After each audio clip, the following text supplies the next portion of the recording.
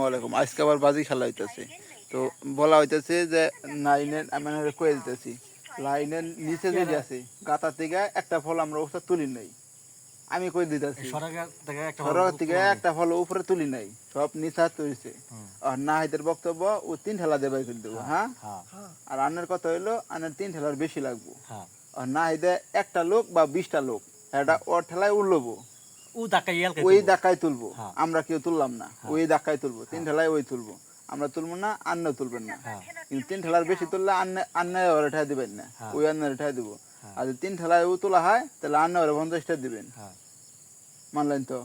বুঝা কিন্তু বুঝা। আবার একটা কথা আছে, সড়কের নামার থেকে যদি একটা ফল টানো ওরে, হ্যাঁ তাহলে কিন্তু এই যে আমার একটা কথা কই, আমার একটা কথা কই যে এই যে সরকার কানা যে ফলটা, এই যে গাছটা সরকার গাছটা, আর এই সরকার গাছের ফল যদি সরকার পরে থাকে তাহলে তো কিছু করার নাই।